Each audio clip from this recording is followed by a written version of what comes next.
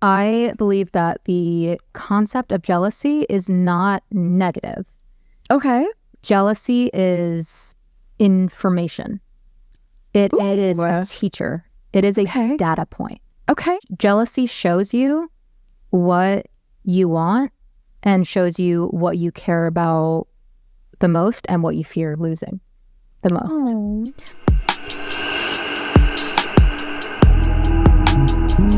Hot girl psychology. Hot girl psychology. Hot girl psychology. Hey girlies, welcome to Hot Girl Psychology. We're a girls girl podcast. Here at Hot Girl Psychology, we believe that the darkest parts of your mind are the sexiest. I'm Emily. I'm a psychonutritionist, and I put the psycho in psychonutritionist. And I'm Deanna. I'm a clinical psychotherapist, published dark romance author, and recovering people pleaser. I treat complex trauma by day, and I live it by night. What's up, girlie? Hey. Like, doing this podcast with you has made me feel more confident about doing it because I don't want to do this on my own. Yeah. Like, I like being with somebody who's done this before, who's trained, who like knows what the fuck they're doing, because it helps me learn. Yeah. And I don't feel like if I were just by myself doing this by myself, I would learn very well. Like, we have a good producer. We have you, who's like a professional in this. You've been in front of cameras your entire fucking life. I just hit the mic with my fucking hand because I have no peripheral vision. Like, let's be real. I have a lot to learn, but it's nice to have somebody who has been doing this for a really long time, like on my team. Thanks. Yeah. Well, thank you. Yeah. Thank you for being so into doing this. Yeah. I'm like very grateful. Yeah, absolutely. Yeah. I mean, I'm in the same boat too, though, podcast wise, because I had the idea to do a podcast alone for a really long time. And I just didn't want to. Why not? Because I didn't have the passion there. It just didn't seem like fun to do it by myself. I honestly feel like your energy has given me talk about like chaos versus passion. Your energy has given me a lot of passion. I love that. To be able to be like, okay, this is really fucking cool. And I'm so excited about this. Do you meditate? Mm-hmm. What kind of meditation do you do? So it depends on the day. Sometimes I'll do somatic trauma processing meditations, and that's for a different reason. And then there's sometimes that I do like morning meditations. Yeah. That's just like to have a good day. Yeah. And I'll do guided meditations, and sometimes I do just sit there and think, which is not meditating, and it's different. Do you ever just lay there on the ground and stare at the ceiling and notice? Mm-hmm. I do that a lot. I've been doing that since I was a kid. Yeah. I do that a lot. That's why I'm an author, because the thoughts had needed to go somewhere. So yes. We have gotten a bunch of DMs. Thank you, girlies, for engaging with us. We really, really appreciate you. Yes. But we've gotten a lot of questions, and one of the questions that we've gotten, since you call yourself a psychonutritionist, is what is a psychonutritionist? So what the fuck is a psychonutritionist? You could shed some light on that. I think our girlies would really appreciate it. I would love to share. So, a psychonutritionist is a registered dietitian who has gone through my psychonutrition therapy training program that I've put together as a certification course. And what did you coin this phrase? I did coin this phrase. I mean, I think it's existed in the past, but like I'm commandeering it. You're making it a thing. I'm going to make it a fucking thing. Yes, I'm making it a thing. So, a psychonutritionist right now is just a registered dietitian who looks at the psychological and nervous system roots of eating behavior and body issues through nutrition-centered work. So it's things like looking at your relationship with food, your relationship with your body, your relationship with your eating as things that are informed by your past or by trauma or by your depth. Or so like I draw a lot on the principles of depth psychology, transpersonal psychology, trauma-informed care. Somatic nutrition is a huge piece of it. It's a huge component. You're very somatic. I'm so somatic. And essentially what so somatic. So somatic. And it's just like it's just deepening the relationship that a dietitian has with their understanding of the human condition. Yeah. And it helps people learn essentially how to work with clients who have really deep disordered eating behaviors that may or may not meet the criteria of an eating disorder, but still are enough to be examined through a psychological lens. Yeah. And so it's not actual psychotherapy, because I'm not a psychotherapist, and no, unless a registered dietitian has some kind of psychotherapy license. They are not either a psychotherapist, but it does help bridge the gap between psychotherapist and nutritionist to allow us to basically interface really, really well with the mental health team. Yeah. So it's a specialized form of eating disorder dietitian. Yeah. Yeah. So many people have disordered eating, like everyone does. Yeah, the majority of people do. In fact, up to 40% of adults who go seek weight loss treatment from their doctors meet the criteria for binge eating disorder specifically. Yeah. For binge eating disorder. Yeah. So anytime somebody comes to me for weight loss, and sorry, this is kind of like breaking the fourth wall, but like anytime somebody comes to me for weight loss, I'm automatically flagging them for disordered eating. Automatically. Because when you lose weight, you're not just losing physical mass, you're losing something deeper. You're losing something in that deep, like unconscious layer of your mind. You're losing, like your fears. You're losing the weight that you carry in life, being it, both physical, but a lot of like mind-body reconnection includes the mind piece of it, which is you're losing your lack of confidence, you're losing your lack of like self-understanding, you're losing your lack of self-compassion. And with that comes a loss of a certain identity that you've carried for so long. And the reality is you can lose that identity without having to change your body at all. Yeah. Yeah, absolutely. Yeah. So psychonutrition really bridges that gap a lot. I love that. Thank you. I'm trying to become the grandmother of psychonutrition. Yeah. I'm becoming the grandmother of psychonutrition. The matriarch. Yeah. Oh, well, I'll be a grandma someday.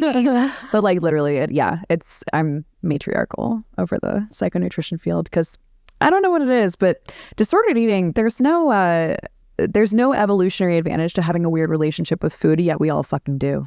Yeah. That's so true. Yeah. Yeah.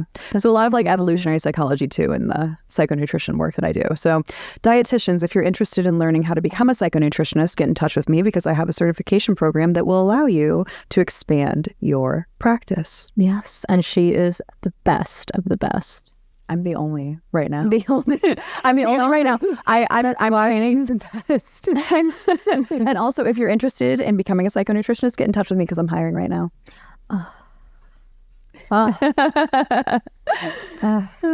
Turn me on a little bit. Just a boss bitch doing her boss shit. I love it. I love that. Love that for me. Okay, so I just explained what I do. Tell me, Deanna, what the fuck is an existential psychotherapist?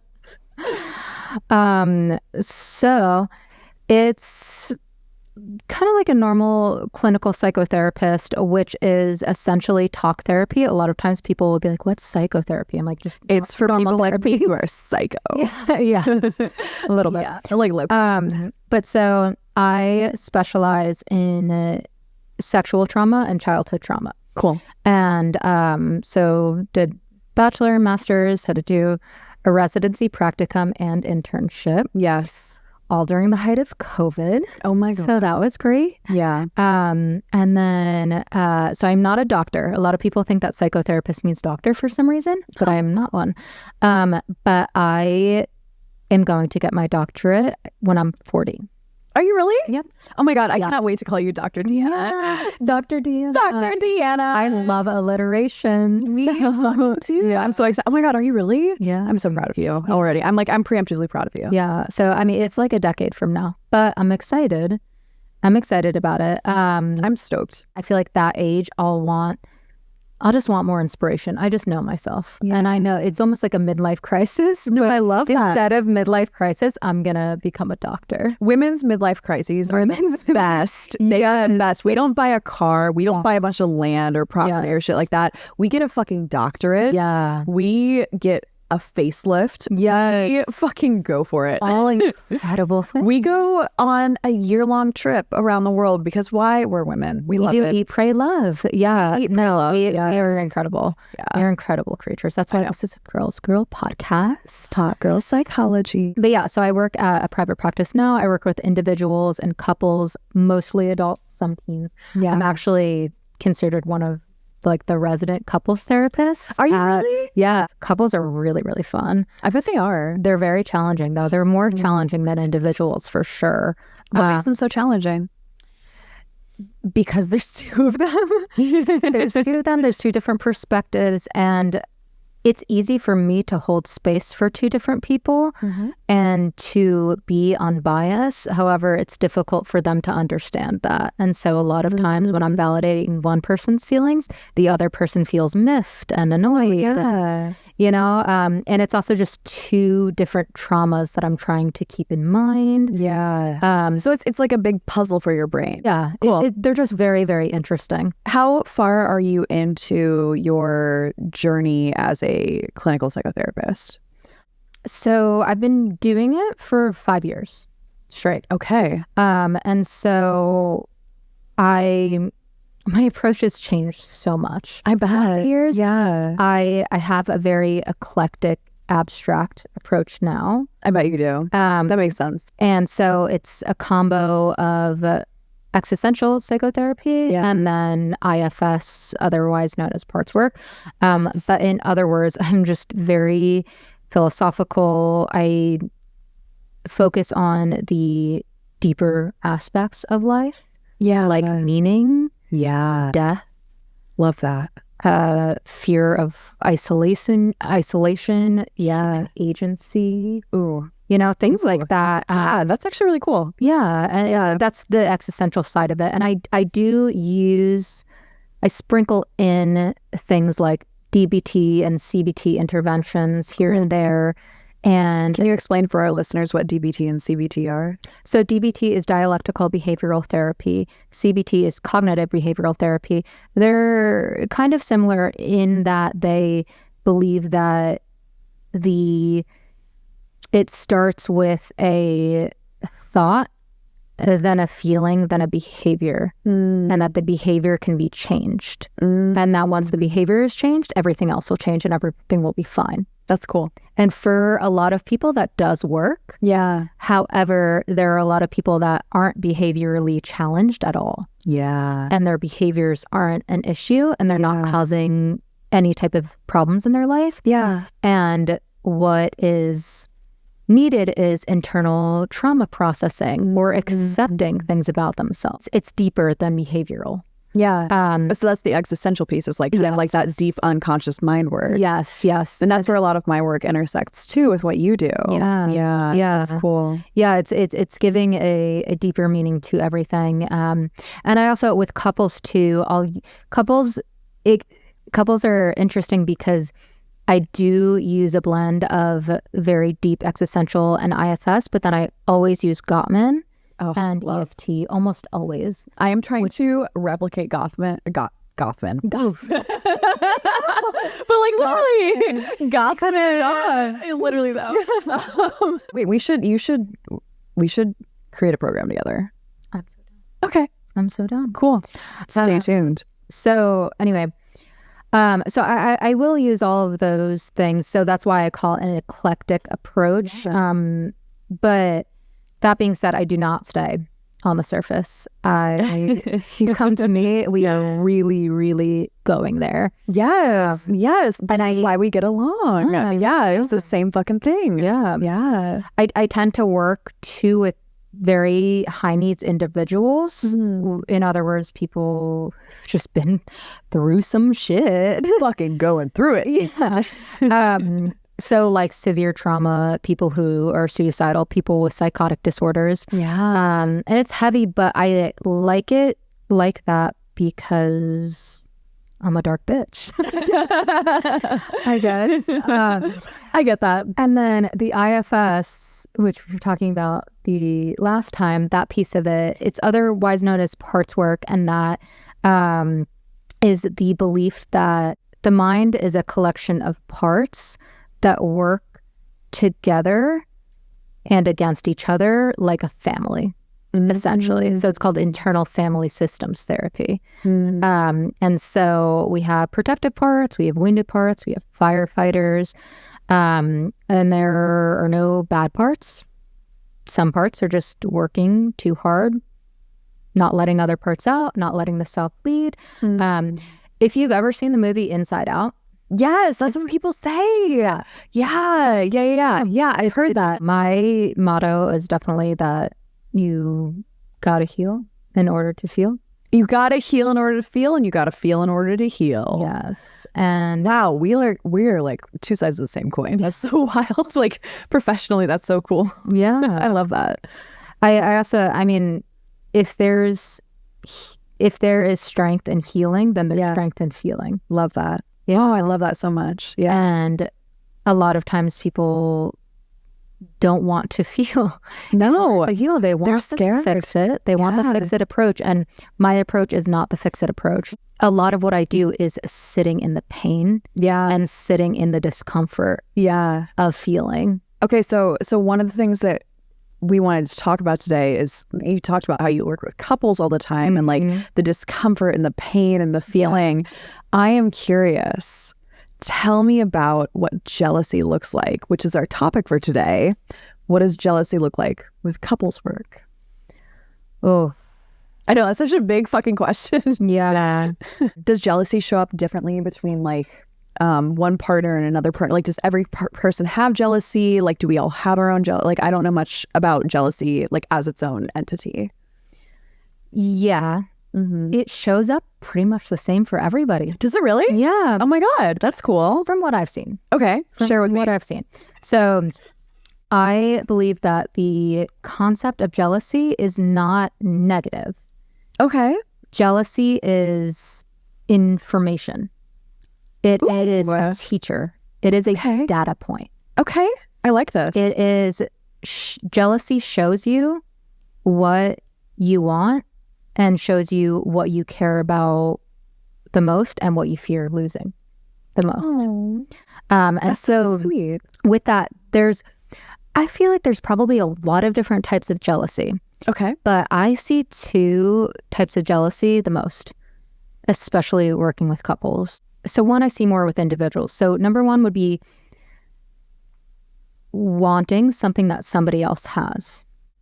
And then number two is the relationship jealousy. Okay, share with me about that one. It's feeling a threat to your relationship. It's feeling like somebody else is posing a threat to your relationship. And so you are jealous of that person.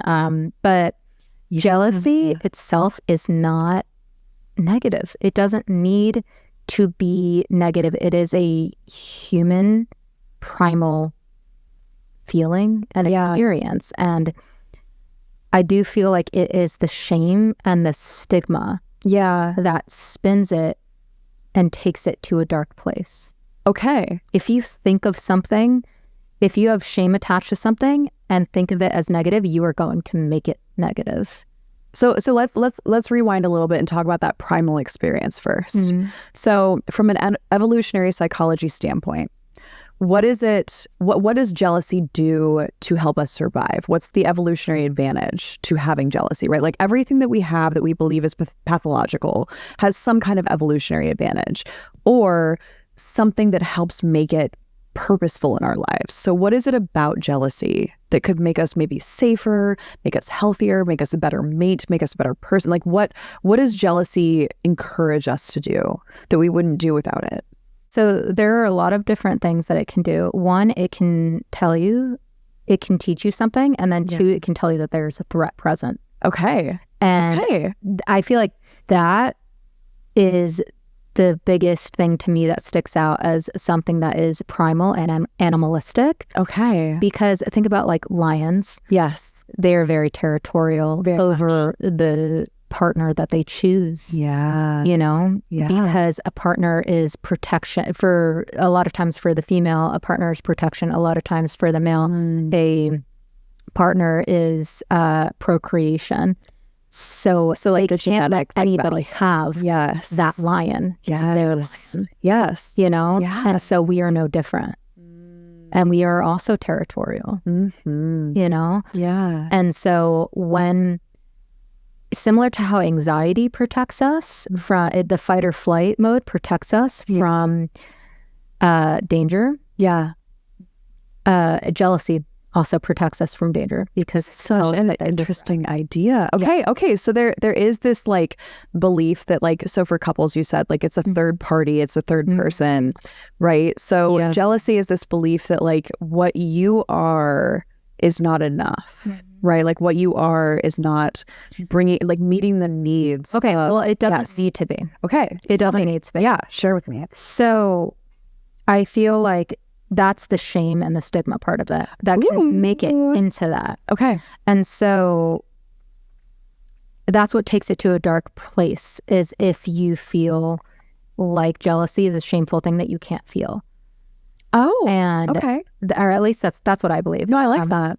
But I feel like if we normalized and reframed jealousy, that wouldn't happen. There would be no hate attached to it, and the meaning that we would make out of it would be different. Okay. You know? Share more. So kind of expand on that. Okay, so I'll give an example. Yes. Okay, so let's say that there is a woman on Instagram that you follow. Sure. An influencer of sorts. And you feel like she has better clothes than you. Okay. And you get a tinge of jealousy. Okay. Like, oh, I wish I had that. Mm-hmm. Yeah. Yeah. Yeah. Just like small. Yeah. Yeah. So from a normalized, positive approach, you would be able to identify that you're feeling jealous. You felt a tinge of jealousy of, I want that. And I don't have that. And that makes me upset. And that's okay. Okay. You would validate that. Yeah. And then you would let it teach you, based on the information that you now have, you would let it teach you that you want better clothes. And then maybe you can do something about that. Okay. Maybe you can start thrifting. Maybe you can make a Pinterest board. Maybe you need to work on your personal style a little bit more. Okay. So it's like you use it as information to tell you that, like, you're not happy with something. You're not happy with the state of the union that you have with yourself. Yeah. And you'd like to upgrade this. Yeah. Like to pivot. Okay. Okay. And so cool. in that scenario. Yeah. No, I like that as like a baseline. That's good. Yeah. But that's from a positive, positive perspective. Right. And so you're using it as just a teacher. Yeah. And there is no shame or hatred attached. Okay. Because you didn't judge the feeling when it came up. Yes. And then another example that I'll give, because we talked about relationship jealousy. Yeah. This one to me is more complicated and more painful than just wanting what somebody else has. But let's say that you have a boyfriend and he just notices a really pretty girl at the party. He's not doing anything in a What's that? But you can tell that he notices her. Yeah. That's it. Yeah. We all notice pretty girls. Oh, we do. But that's why you're all here watching you and me. But so he notices a pretty girl. If you are using jealousy from a positive perspective, you can identify the feeling and say that I am feeling really jealous because I really care about my boyfriend. And I feel very protective of this. And I'm afraid of losing it. Okay. And then just validate that feeling.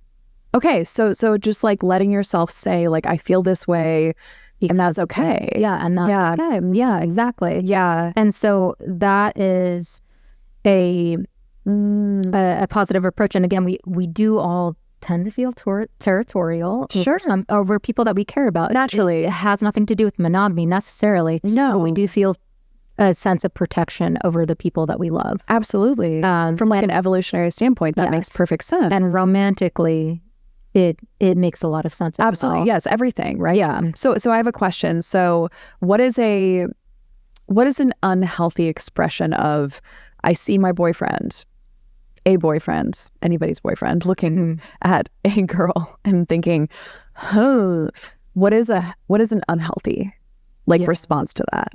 Yeah, good question. So that would be like if the shame and the hate was present, which it will be if you don't just allow yourself to feel the feeling. If you don't validate it. Yeah. So then that's what usually happens. And so instead of my boyfriend noticed a pretty girl and I feel jealous, and that's okay, it becomes my boyfriend noticed a pretty girl. She's prettier than me.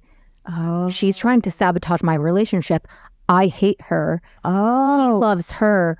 he doesn't love me, I'm ugly. How do you make the choice to go to, like, he noticed her and that's okay, and like I'm feeling some kind of way, versus like he noticed her, therefore I'm not pretty enough, I hate her, well, all that.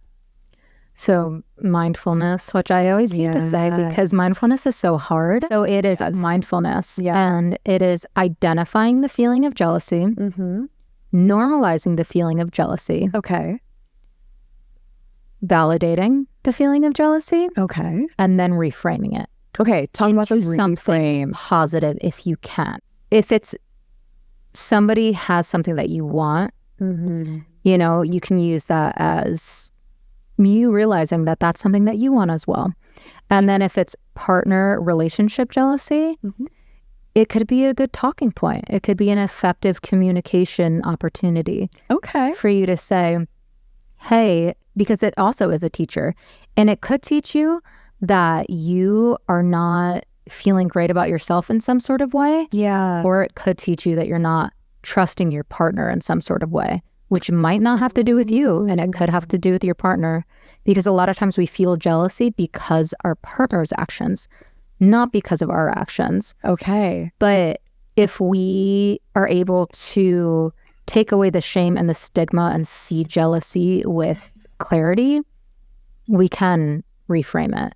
I love that. But we have to be able to see it without the stigma and the shame. We have to be able to feel it without saying this is a bad thing. You know? So jealousy is a natural human emotion is what you're saying. Yes. Yes. Jealousy is 100% a natural human emotion. And we can do our best. It doesn't feel great, but we can do our best with it by being aware of it and then identifying it, normalizing it, validating it, and reframing it. I love that. I love that so much. So the idea behind what you're saying is basically just like accept that you have emotions that you struggle to like reconcile with and are painful sometimes. That's okay. Jealousy is not fun. Like when I think about the times I've been jealous, I'm like, oh, it's a relationship jealousy. That's the one of the worst feelings. It is because like it can turn you into a crazy hot girl, which is like we'll get to that archetype one day. We definitely will, because we all have the crazy hot girl inside of us, because we all have our own power inside of us, and sometimes our power comes out as crazy. And like when I say crazy, I don't mean the stigmatized kind of like crazy or like blah, blah, blah. But like I literally like whatever that means. I literally whatever that means. What the fuck ever that means. I literally mean crazy like, you know, you've been crazy, I know I've been crazy, you know you've been crazy, Jake knows he's been crazy. Jake is our producer. He's Deanna's amazing husband, who we all love and adore. But like, we know we've all been fucking crazy. Like at the end of the day, we have all been fucking crazy. And it's just, it's basically like, like I definitely have. And it's just where we cannot control the interior feeling of like, what the fuck is this? Like, what the fuck is this? And that's where wonderful Deanna and her amazing DBT skills come in, her dialectical behavioral therapy skills, which is just emotional regulation, which I can teach you about eating and things like that. But at the end of the day, like jealousy is normal. Jealousy is acceptable.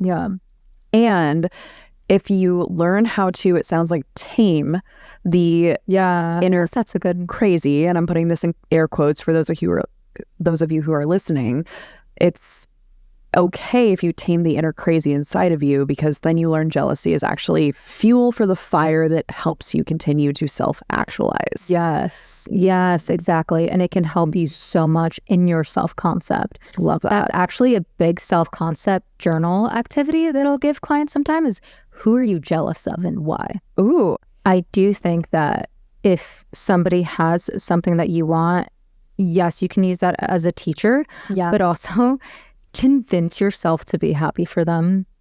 Like, do your best to convince yourself to be happy for that person that has the thing that you want. Because if you are happy for somebody else's success, you are sharing in their success. And that makes you successful. I love that. And that is manifesting. Which we know I love manifesting. Or the power of positive thinking, whichever you believe in more. Which both are the same thing. They are. I mean, they're really the same thing. They really are. Okay, I am curious, though, what you think about where do or could attachment styles fit into jealousy? Oh, wow. So I would say that when it comes to jealousy, being securely attached to yourself, you would not expect to be, you would expect to be jealous about other people easily, because jealousy, if you're securely attached, would be, yes, 100%. But if you don't have secure attachment, so for example, let's say you have some type of insecure attachment, like being it avoidant or anxious, or the hard one, disorganized, which is like you, me, and everyone under the sun. The abused children. The abused children, trigger warning. We already triggered you, sorry. So that's all I do. I trigger people. I do. I tell my dietitians, I'm like, okay, so we're going to gently trigger them, then we're going to teach them how to untrigger themselves, like very gently.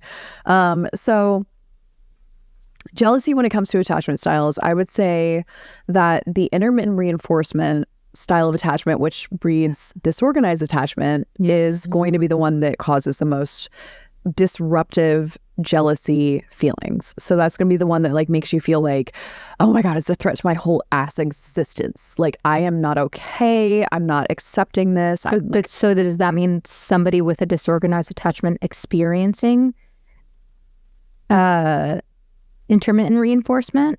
Or yeah, because the intermittent reinforcement is what gives rise to that disorganized attachment, right? It's right. It's the sometimes it's there, sometimes it's not, and like the younger version of you cannot make sense of like when it is and when it is not, because you're young and you can't like understand that your parent is only there when it's convenient for them. So you're like trying to figure out like, oh, if A, B, C, D, E, F, G, then I get attachment. If XYZ, I don't get attachment. Like, you can't really like reason through when it's convenient for your parent versus when it's not, right? Okay. Primary attachment. So you're saying that for somebody with a disorganized attachment, that they are used to intermittent reinforcement. 1,000%. And which makes sense that that's a lot of times what they go for.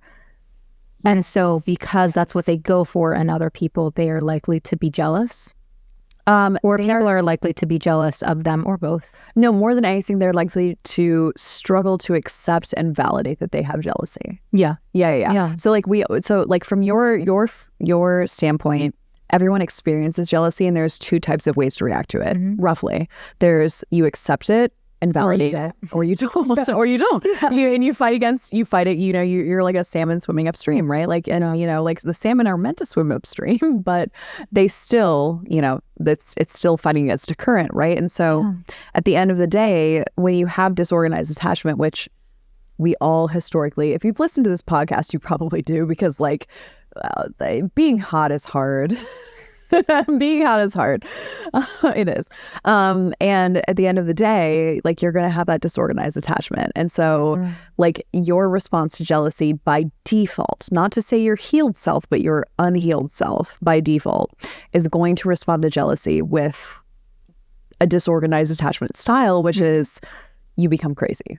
You become chaotic. You become like, what do I do about this? Help me, please. Fuck. It's also like, please don't leave me, but I'm leaving you. But please don't leave me, but I'm leaving you. Yes. Yeah. It's like, I literally on my whiteboard in my office have, are you letting FOBA drive, which is, are you letting fear of being abandoned drive? Yeah, which is like, that's like, how am I like CEOing my way through life? Like, am I letting my fear of being abandoned drive, or am I choosing to root myself in like what is going to happen? Which is, you know, it's interesting, like when I talk about when I talk to my clients who have businesses, like that fear of being abandoned causes them to make like poor business decisions, which is something that is usually fueled and driven by jealousy and like a fear of, like, that's so interesting. It really is. Like, entrepreneurial mindset is very interesting, because jealousy is like a piece of it, but it's less so for men and very much so for women. Very much so, because like we attach to this concept that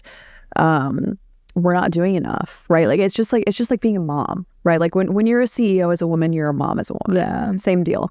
And like, it's because you attach to this like, well, I'm not doing enough, I'm not enough, whatever. And then you start to have this disorganized attachment with yourself. But from like an attachment perspective with jealousy. So people who are avoidant, it seems like what I witness is they trend toward like pulling away when jealousy is present, and they just like kind of use it not as a way to like control their partner, but as a way to like control themselves. Yeah. Yeah, to prevent themselves from like overreacting or underreacting or just like having the wrong response. Like they really just want to like recalibrate. Yeah. You know, in their own space. That makes a lot of sense. And I actually love that you started with disorganized and avoidant versus the anxious attachment style, because I feel like the stereotypical belief is that the anxious attachment style is the most jealous attachment style. No, I feel like that's, not even a little bit. I feel like that's not actually true. And I completely see what you're saying for the disorganized attachment style and avoidant attachment style as well. Because avoidants tend to be so fearful of vulnerability. Oh my God. And rejection. It makes sense that they would have that shame and judgment layer over jealousy, and that they would make that negative. So any jealousy that they feel has to be negative because that is the belief. So that makes it very easy for any jealousy to become hateful. To become, I don't just want what she wants. She shouldn't have that. Fuck her. And I don't just feel threatened because I love this man. I feel threatened because I hate everybody and I'm ugly and I am worthless and he doesn't love me. You know what I mean? It becomes catastrophized. Exactly. In every way, shape, and form. And so like for the people who have like anxious attachment, which like I have coalesced over all of them in different points in my life. And I think we all do. We all have our own, like, we all have a primary attachment style, but like the majority of us actually cycle through multiple attachment styles because like with this partner I act this way, with this partner I act this way, with this with this job I act this way, or with this parent I act this way, whatever it is, so be it. And I actually feel like the anxious attachment style is probably the most relatable one for most people. And I'm saying that as somebody that has been only avoidant or secure. And then anxious in certain moments, and I just wouldn't let anybody see it. I have been all four. All four. It just depends on who you are, and like my and who you're with. Yes, precisely. Precisely. And I have felt as though like when it comes to anxious attachment, so the jealousy, it becomes like suffocating. Like it makes us come out. So anxious or avoidant attachment, you pull the fuck away. You just are like, I need to go retreat and like figure this out. Like, leave me alone. I'm gonna go deal. And then the disorganized attachment is, come with me. No, wait. No, come with. No, wait. And it's just like push and pull and push and push and pull. And then the anxious attachment, you just like pull. Or you like suffocate. You suffocate.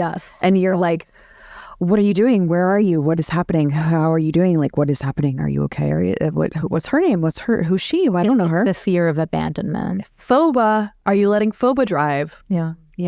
Are you letting Phoba drive? Because Phoba is the fourth person in your relationship. Like being present. It's not just a third person. It could be an addiction. It could be a parent. It could be a third party girl, boy, career. It could be a hobby. It could be a passion that your partner has that like just takes time away from you. Like it doesn't matter. You just become jealous of what you believe that you are entitled to, what you believe that you deserve, and like what you believe you need. Like when we feel a sense of entitlement, when we feel a sense of deserving, really what we're believing underneath the surface is we need that. Right. And so if you're not having need that, we want that, we wish for that. That's not bad. No, that's normal. It's normal. It's just you're putting yourself in a situation where it's not right for you. Right. You're putting yourself in a situation where you're reaching for less than what your nervous system actually needs. You're not honoring what your nervous system needs. And so if you say like, oh, I'm jealous, like really what you're saying is, again, jealousy is a normal emotion, but like when we peel all the layers back, what you're saying is, I need more than what I'm getting, and it's not meeting my needs, and I'm not asking for what I really need. Yeah. And it is just so human. And it is so normal. And it is so freaking okay. Yes. But that being said, you're talking about the nervous system and what happens there. And I feel like it's important to, like, when you feel jealousy, a lot of times the brain will process it as danger. Yeah, absolutely. Similar to anxiety, but like the amygdala fires up. It's just like dopamine drops, pain centers activate. Yes. And they're the same regions that process physical pain. Yes. Which is why PTSD is physically painful. Yes. Yeah. Absolutely. Yeah. Absolutely. PTSD, very similar. Oh, God. But jealousy has a similar response in the brain. Yeah. And in the body. And a lot of it is because the brain perceives social threat as bodily harm. Ooh, say that. The brain perceives social threat as bodily harm. Help me understand a real life example of that. So if you are out and you are socially rejected, let's say you make a joke. Yeah. Not only do people not laugh, but people like snarl a little bit. Okay, so like we go hardcore. Yeah. Yeah. So instead of seeing that as what it is, as people didn't find your joke funny because maybe they don't have the same type sense of humor. Maybe, which is meaning making, right? Right, that's meaning making. Mm-hmm. And that's the first thing that you do is meaning making before the body gets involved, before the chemicals get involved. Yeah. Before the brain shit gets You're like involved. already like fucking like, I have the end of this story. Meaning making is the first thing that you do. Yeah. And that is the most important part. Yeah. But so you tell a joke, people find it very not funny. Yeah. You can make the meaning out of it that they just didn't find it funny, and maybe they just don't have a good sense of humor. You know, whatever. Maybe it has nothing to do with you. Yeah. Or you are not funny. And then internalized beliefs come into play. Yeah. The internalized beliefs that you probably have from childhood, which is you are nothing. Everything you do is wrong. It's all your fault. Yeah. You're worthless. You're lovable. You will die alone and suffer. You will die alone and suffer. But like literally, like our psyches believes that shit. Yeah. That is what is happening in the deeper part of your brain. Yeah. While the surface parts are talking. Yeah. And so if that happens, then the jealousy is going to go to a dark place. Any type of social rejection is going to go to a dark place. Yeah. And jealousy really is a form of social rejection. Easily. Yeah. And that's actually why, too, I feel like the avoidant personality can be very vulnerable. Easily. Too, because they fear rejection even more than abandonment. Yeah. But if you don't catch it, you'll lose cognitive control, which happens, and that's okay.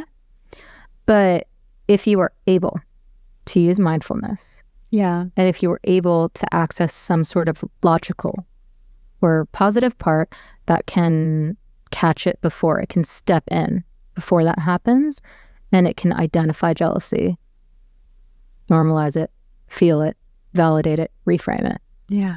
It doesn't have to be bad. Yes. Yes. So what you're saying is like just the slowing down, right? Because this is where the body comes in, which is like you recognize, ooh, that didn't feel normal. Yeah. That doesn't feel like my calm self. That doesn't feel like that cuts. Yeah. That cuts.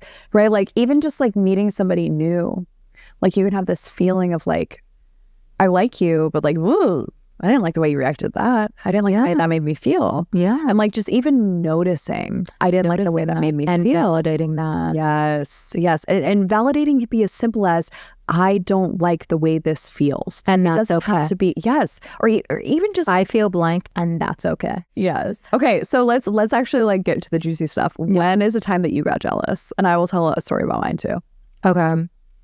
When is the time that I've got jealous? So I'm definitely like a lot of times. I do think that for me, in more recent times, the jealousy of wanting what somebody else has comes up for me more than relationship jealousy. That being said, relationship jealousy sucks more. Oh my God, it's the fucking worst. It's the worst. Because you're like, but what does she have that I don't? Okay, somebody that I think of is, so I had this friend growing up. I was a competitive dancer growing up, and one of my friends on the team, she just seemed to be everything that I wasn't. She looked a lot like me, also black hair. But she was extremely bubbly and smiley and talkative, and she was what everybody else seemed to like. And she and I were very similar, but she was able to have that kind of extrovertedness. And even the way that we danced was similar, but she was more peppy with it. It felt like she was better than me, and it didn't get to the point of me hating her ever, but I tried to emulate her. Okay. And I wanted to be more like her. And that's also not good. It wasn't taking jealousy and being like, oh, that's a teacher, we're talking, middle school. I was young. And so I didn't do it in a healthy way, but I was trying to like kind of be like her. And I was like, this is me if I was better. Basically, that's what I saw her as, me if I was better. Okay. And then, so something that I read a really long time ago is that you tend to be jealous of the people that you know very little about. Yeah, because you're like, mine fills in the gaps. Yeah. And if you knew more about them, if you knew the shadow, if you knew the darker parts, you wouldn't be jealous of them. And so we became better friends in high school, and I saw the shadow, and it was really bad. It was really, really, she's actually no longer with us. Oh. It was it was really, really bad. And so that's always been very interesting to me, but I spent years thinking that she was the perfect person because I didn't know the shadow, and I was jealous. And it never became hateful. Just because I had love for her. But yeah, that is something that I always carry with me of how jealous I was and how much I thought that she had everything. And I had nothing. Because that's what it becomes. Wow. A lot of times when you're jealous, you warp yourself into believing that person is perfect, that person has everything. And this was, very pre-social media. But social media does that a lot as well. You will only see the surface of somebody. You will only see the highlight reel, and you don't actually see the shadow part of them and the darkness that they've experienced and the work that goes into being who they are, which a lot of times is not pretty. Yeah, absolutely. And when you say that, what I think about is like a ballet dancer's feet. And how like we have like normal ass human feet, and then you have these like beautiful like just these like statuesque creatures who like can control every little inch of their musculature, and they have the worst like ugliest feet ever, the thing that actually supports us through life and like the thing that carries us through our existence. And it's just like that's such a good metaphor. Really, it is. It is. And that was she and I. Yeah, that's intense. What about you? Ooh, what kind of jealousy have you experienced? When have you experienced it? How have you experienced it? Chaotic jealousy. I'm the embodiment of chaotic jealousy historically, where it's just like, what the fuck is this? Oh my God, what the fuck? Like, it's so bad. Like, it's not bad. Well, we're here to validate the jealousy.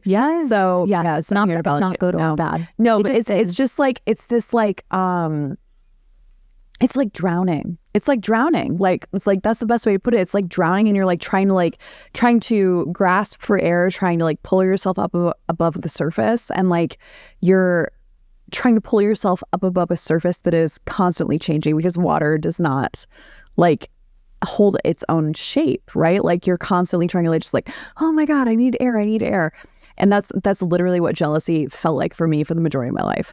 So like now it's not a thing. I'm just like, whatever, you do you, I do me, we all figure it out. It's okay. And it's not like my heart is like hardened and cold to it. It's more just like, I have enough for me. I have enough for a partner. I have enough for my life. I have enough for my business. Like, I don't need to worry about whether or not someone has more than me. Like, if I want that, I will get it. It's a level of security. Yeah. So for me, historically, jealousy has been an insecurity that I will never acquire.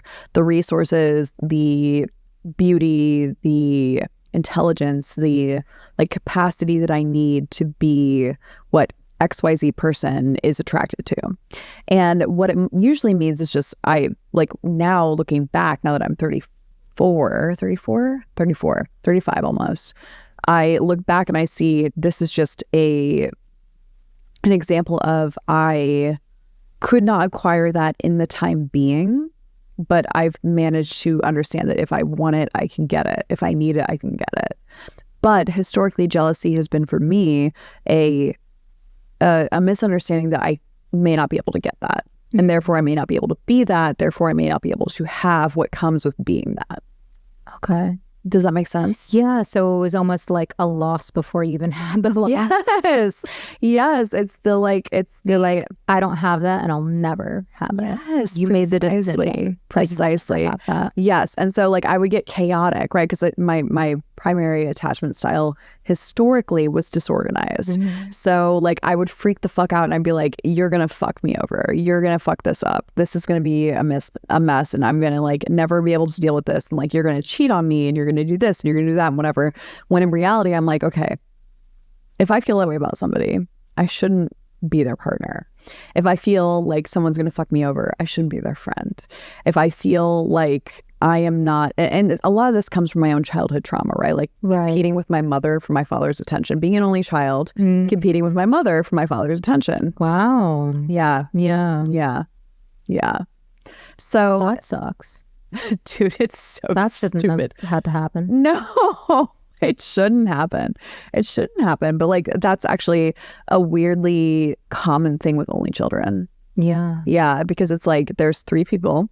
There's usually a wife and a husband, or like, you know, like a man and a woman and their child, who can be, for the most part, one of like two genders. And there's, you know, multiple genders, obviously, but like most of the time they identify around age 3, age 4, around like with one or two. And so they're competing constantly with that opposite or that same sex parent easily. Yeah. Which is so like that becomes like well, am I getting this attention or is that person getting that attention? Wow. And like when you have narcissistic parents, it's always just a fucking competing for their attention. Which both my parents are very narcissistic. So so you have double narcissistic family structure. Oh, it's so bad. I'd love to do a genogram on you anyway. Oh my God, I would love that. We should do that as an episode. Okay. A genogram. I'm down. For Emily. I'm into it. Yeah. I would do it. But like historically, essentially, it's just like, okay, and this is like in my own personal experience, is my dad going to pay attention to me or is he going to pay attention to my mom? Because it was like one or the other. And like if he paid attention to her, I would become more chaotic. If he paid less attention to her, I would be more well-behaved.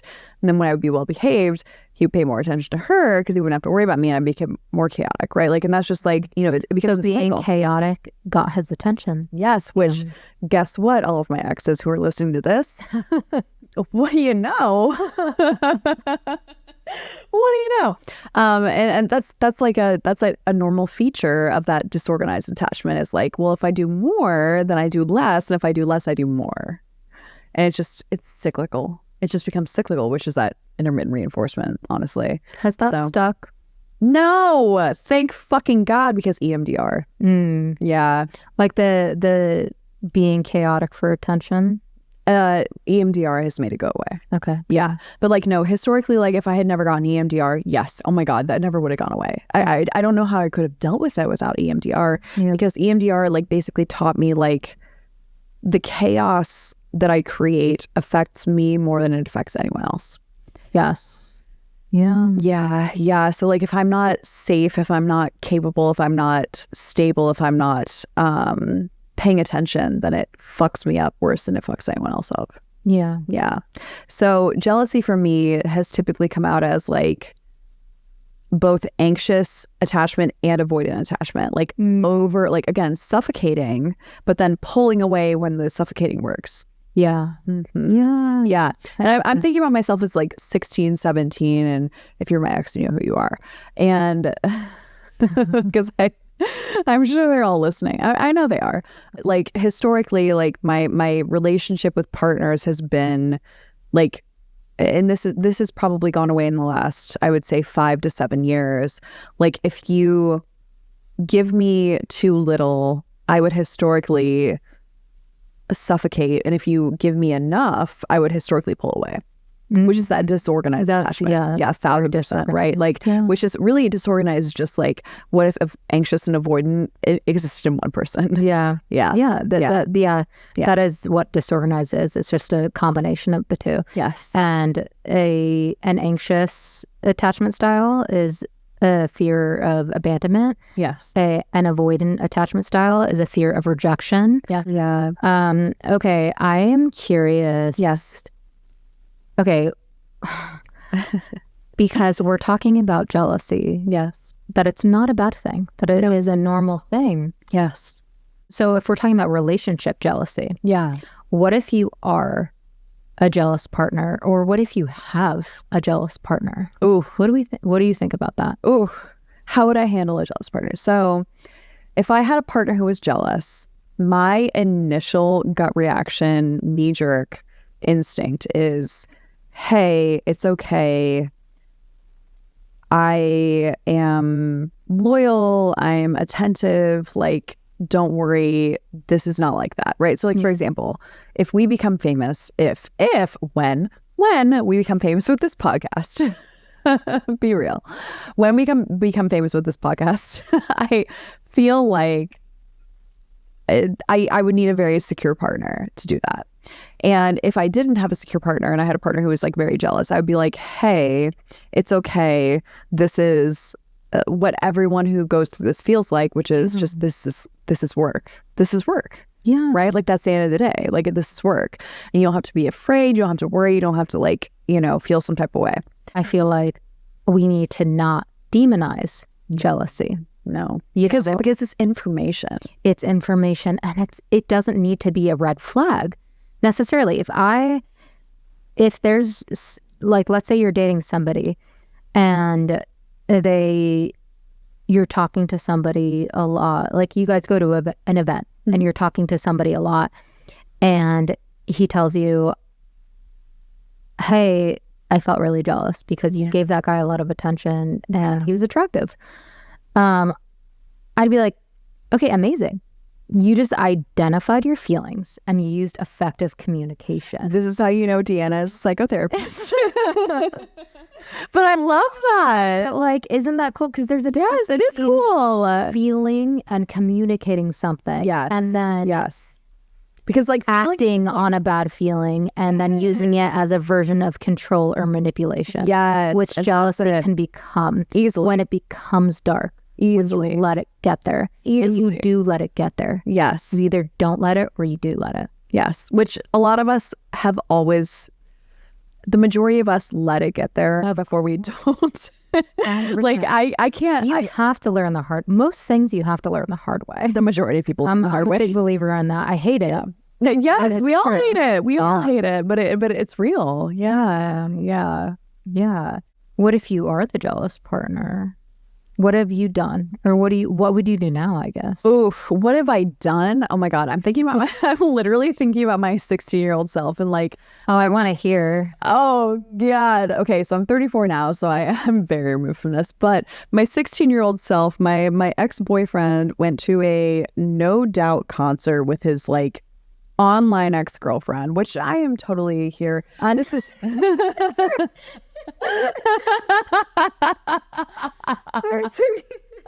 a second process. Oh my gosh. Oh wow, you went to a no doubt. He went with his online ex-girlfriend. And that also told me about the time that you were in school. Oh my God. I aged yourself. I'm an old ass bitch. But yeah, so he went to a concert and he didn't tell me, but I knew. I fucking knew. And I was like, where are you? What are you doing? Where are you? What are you doing? What are you? What are you doing? This was on AOL Instant Messenger. Hey, what's up? Wait, no. Good. Like, aim bitches, no. Yeah, so I was like, hey, like, because I was, whatever, BPD historically, like very much like, oh, what are you doing, what are you doing, and I would just lose my shit. You're also a kid though. I was like 16. Every kid has BPD. Every kid has BPD, like low-key actually. Yeah, and then some of us keep it for like a little bit too long, and then we're like, oh, not cute anymore. Not cute. Lisa. Yeah, it's not cute. So real. And so I was like, what the fuck? And he was like, oh, it's nothing, it's whatever. And I was like, I know it's something. And like, that's just, like, and that's the problem is like when you react intensely to jealousy, it makes your partners react like they want to just make you feel okay. They want to make you feel smaller. They want to make you feel less intense. They want to make you feel safer for their nervous system, which then results not in for yours though. For their because I mean, I was 17. He was 21. Not okay in that time. That's not an okay age gap in my personal, professional, clinical opinion. Agreed. Thank you. I don't like any age gaps, but go ahead. I mean, age gaps work after a certain period of time. Age gaps work. I think after 30, age gaps could be okay. Read Confessions of a Sugar Baby. Uh-oh. That's it. Uh-oh. That's it. Sorry for my future self and what she's going through right now, which we'll talk about at some point in the future. But really what ended up happening, I'm so excited for your book release. I can't wait to read it. Really what ended up happening was I just was like, what the fuck? And I just like lost my shit. So I'm really like looking back now, what I wish I would have done is just be more validating to myself that I had a suspicion that some shit was fucked up. And just like, see the validation, right? Like, and the majority of us, when we look back, we're like, oh, I wish I had just validated. Like my jealousy was a signal. My jealousy was not noise. It was a signal. Yeah. I actually remember in high school saying to my best friend at one point saying, I would rather be the crazy girl than the dumb girl. Ooh, hit me in the fucking heart, Deanna. And I was like, because it was when you were catching your idiot boyfriend at the time doing some crazy shit, expecting him to be loyal to you. Yes, which if you're 16 and listening to this, he's not. I'm so sorry. Love you dearly. Thank you for listening. He'll be loyal after like 23. But you can't... 21 is acceptable. I working with some teens now, like they just... You can't tell them that. They'll know when they know. Yeah. No. We all have to experience heartbreak for the first time. We all have to experience heartbreak for the first time. Okay, I actually want your take on something because, I mean, I want your take on everything. I want your take on everything. But, so doing a lot of couples work, I see betrayal trauma a lot. Ooh. How do you think jealousy ties into betrayal trauma? So... a lot of the times when people experience, this is my understanding because I'm a dietitian at the end of the day, but like, pop psych, so whatever. So a lot of the times what my understanding is that like when people experience betrayal trauma, which is like typically infidelity or just like even just like someone cheating shit about you. Cheating or something cheating adjacent. Oh, we've all experienced that. Yes, and usually romantically, but it could transcend that. So let's focus on it romantically for now. So in terms of jealousy, it's usually an indicator that you have something that's unresolved or that your partner is doing something that they have not atoned for. Yes. Yeah. So it's like two things. And I don't see much gray area because I'm not a couples therapist. I am a nutrition scientist. I am a dietitian. I am a psychonutritionist. So what I see when people talk to me about their like betrayal trauma, because food can be very betraying. So like what I see when people talk about their betrayal trauma is like they are, it's either your body is giving you signal that something is off, or you have not dealt with something that is still present in your relationship with your partner. Yeah. So there's probably more nuance in the work that you do. But like for me, what I witness with my clients is just like they either have not addressed it or they are picking up on something that their partner is potentially gaslighting them about. Yeah. What about you? I feel like I'm hearing what you're saying, and I wish that there was more nuanced and policy, and there like isn't. Really? Yeah. And that's kind of disappointing. Sorry, girlies. Yeah. Like, I feel like I do see a lot of times somebody who is a partner who has cheated or has been inappropriate. Yeah. They will use jealousy against the other person. Yeah. Because so if somebody cheated, the other person is angry with them, which makes sense. And then that person that's angry with them, they're never allowed to be the problem. It's almost like their anger makes the other person feel uncomfortable. Yeah. So the other person will, the person that cheated, the person that I guess was like the assailant, will use jealousy against them. Yeah. And be like, okay, well, you wouldn't say this if you weren't so jealous. You wouldn't feel this way if you weren't so jealous. It makes it being like, it's a you problem. This sounds like gaslighting. It's 100% gaslighting. I can't wait till we do our episode on gaslighting. We should. Yes. But that's a big part of betrayal trauma is gaslighting. And making somebody feel like they're crazy, making somebody feel like they're jealous. And it's not that they're not jealous. They are. Yeah. The person that experienced the betrayal is jealous. Yeah. And that's okay though. Yes. But they are jealous because it's like the person that has experienced the betrayal, it's like, I am jealous because my protective parts perceive everything and everyone as a threat because you broke the trust. Yes, which just means like usually historically your partner agreed to terms that they actually don't like evolve with. And the partner broke everything. The problem starts with the partner that caused that I guess broke the trust. Yeah. And caused the betrayal. Yeah. But a lot of times I see that being used against people. Yeah. And saying you're just so jealous. And again, that's talking about jealousy in a negative connotation. Yes. And if we don't think of it as a shameful or negative thing, that wouldn't happen. Yes. I love that. So I guess the fable, the takeaway message of this episode is just like, if you ever feel like a sense of jealousy, look at it as signal. Look at it as information. It's not noise. It's not just you being like a dumb bitch. It's not just you being like a psycho girlfriend. It's not just you being like ever, literally ever. It is information for your nervous system that is worth listening to. It's valuable. It tells you something that you cannot get without that relational experience. Yes. Yeah. And it is a natural, animalistic, human response. Completely. And you should have it, and it's okay to have it. And what we need to do with it is be mindful of it. Yes. Recognize it. Identify it. Yes. Validate it. Normalize it. Yeah. And then reframe it into something positive if you can. Yes. And if you can't reframe it into something positive, like if it's something like betrayal trauma, that again just gives you information. Yep. That is signal. That's information that like there's something left to be processed, which is when you would reach out to Deanna, our beautiful existential psychotherapist, and she will help you navigate through that kind of intention. Love you, girlie. Love you, girlie.